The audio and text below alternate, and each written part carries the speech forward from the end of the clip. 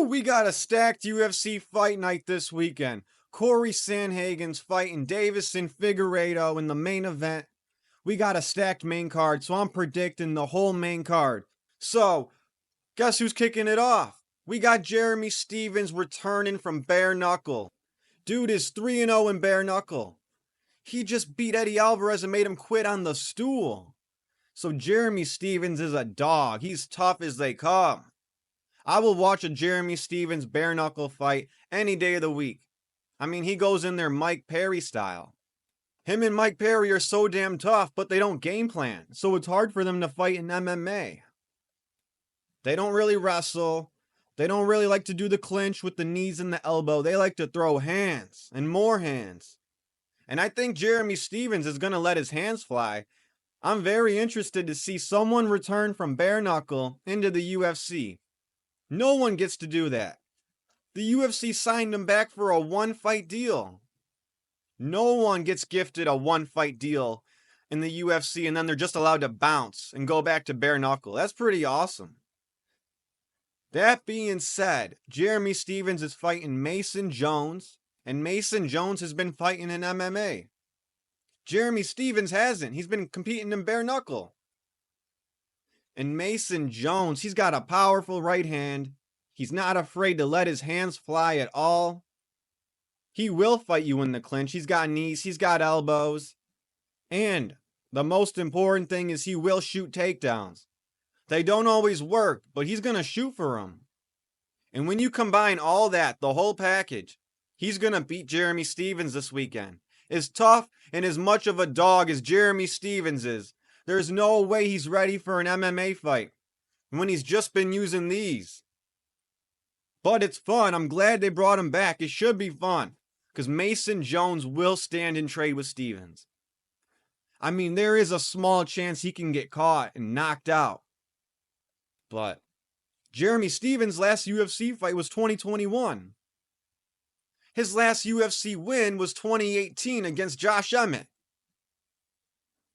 So call me crazy, but I'm going Mason Jones by decision.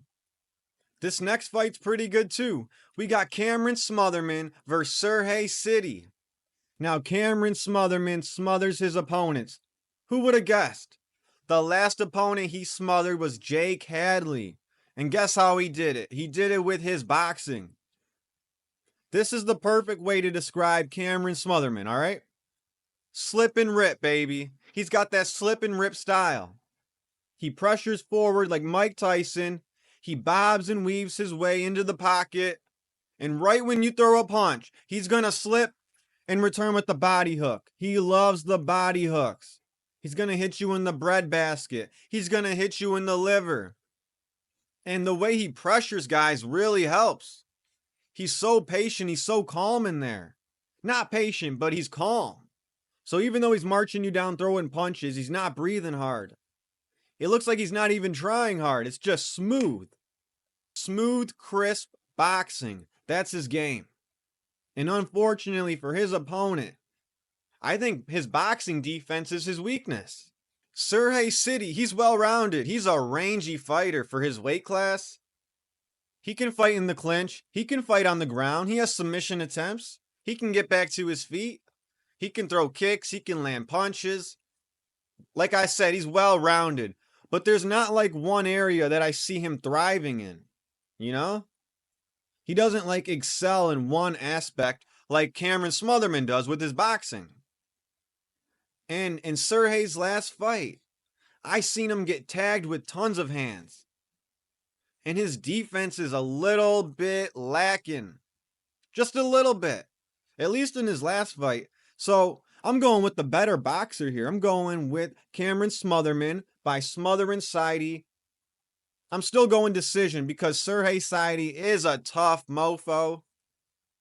But damn, that boxing is going to be too much for him. Cameron Smotherman by smothering. Alright, next up we got another bantamweight banger fight. We got Montel Jackson fighting Daniel Marcos.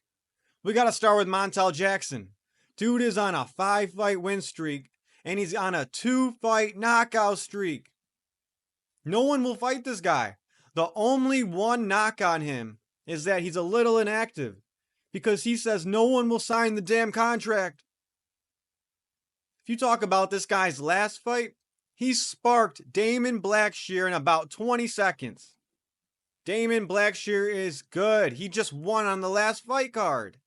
When you talk about a dangerous southpaw with a fast left hand, it's this guy. His nickname is Quick. That's his fucking nickname. And his opponent is undefeated. He is a big bantamweight, and he's a good boxer himself. But with that being said, Montel Jackson's the more confident fighter in this fight. I'm telling you, I know it. Montel Jackson doesn't need to be undefeated. Like I said, he's riding this huge win streak. He's knocking people out. Daniel Marcos is more of a decision fighter. Montel Jackson got this, and not only is he going to hand Daniel Marcos his first loss, he's going to knock him out inside too. You heard it here first. Alright, this next fight might be the sloppiest fight of the night. We got two guys at the tail end of their career. We got Santiago Ponzinibbio fighting Daniel Rodríguez. This is what I think. I think Ponzinibbio has more in the tank. He's the faster fighter. He hits harder than Rodríguez. And he got a finish in his last fight. He's more dangerous. You cannot count out Santiago Ponzinibbio. He could be losing and getting his ass kicked the whole entire fight. But he could pull a win out of thin air like it's nothing. That's what he did his last fight. He was losing the first 2 rounds, and he won by TKO round 3. He can just pull a win out of his hat. I can't say the same about Daniel Rodríguez. He doesn't have that finishing ability that Ponzinibbio's got. He didn't look confident in his last fight. Watch his last fight against Alex Morono. Yeah, he got the win, but that looked like an L. He took an L in my opinion. I'm going Santiago Ponzinibbio. He's going to win the 3-round slugfest. We're already at the co-main event. We got Bo Nickal, the Penn State wrestling legend, fighting Reinier de Ridder, aka RDR. Bo Nickal's going to win this fight. The more I watch RDR's 2 UFC fights, Bo Nickal's going to win this. Easy. He's got this shit. RDR's striking defense is complete dog shit. He is so slow and sluggish on the feet, to the point that Gerald Meerschaert, GM3, was piecing him up. Who the hell has Gerald Meerschaert ever pieced up? Nothing against the guy, but RDR's striking is shit. It's so slow. He looks like he's stuck in the mud, as Connor would say. Now, Bo Nickal looks way better than RDR. He's got better footwork. He has faster striking. He's really good at winging overhand lefts and overhand rights. He did it against Paul Craig. And let's face it, Bo Nickal's a good enough wrestler to not let this fight go to the ground. It'll be exciting as hell if it does, though. But even if it does, I could see Bo Nickal standing back up. He's a smart guy. He's not going to try to out-jiu-jitsu RDR. Why would he? Bo Nickal's way more athletic, and this should be a walk in the park for him. The more I study this fight, the easier it looks for Bo Nickal. But damn, I wish he used that awesome wrestling that everyone talks about. I wish he used it more, but he ain't gonna use it in this fight. No way in hell. No way in hell Bo Nickal's gonna be wrestling in this fight. He's gonna be using his takedown defense. It's gonna be interesting to see Bo Nickal actually stuff takedowns on someone who's gonna keep shooting. That's why I like this matchup. RDR is gonna keep shooting, and we'll be forced to see some wrestling out of Bo Nickal. That's the fun part.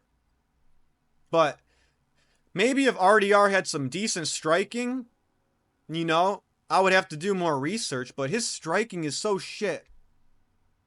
I'm picking Bo Nickal all day. Easy pick on this one. Alright, last but not least, we got the main event. We got Cory the Sandman Sandhagen fighting Deiveson Figueiredo.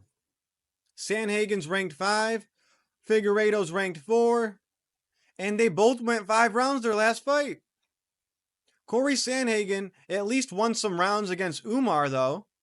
Figueiredo, he didn't win any rounds against Petr Yan. Even though it was the closest 50-45 I've ever seen, he still didn't win a round. Now, Cory Sandhagen, he can trick you and mess you up. He switches stances. The only thing I don't like that he does is he goes kick for kick. He needs to go ba ba ba ba ba. You know? And Figueiredo, he needs to use those inside trips. He needs to uncork that right hand. But I think it's going to be too tough to get past the reach of Sandhagen. I know Petr Yan did it, but can Figueiredo do it? Petr Yan is a monster. I like Figgy. But if we're talking about a 5-round fight, because I think this is going to decision, I think Cory Sandhagen can do it. Figueiredo won't hold him down if Umar can't. And Sandhagen, this is his time. He usually blows his title shot opportunity. I don't know where either guy goes with the win, but Sandhagen's getting this one.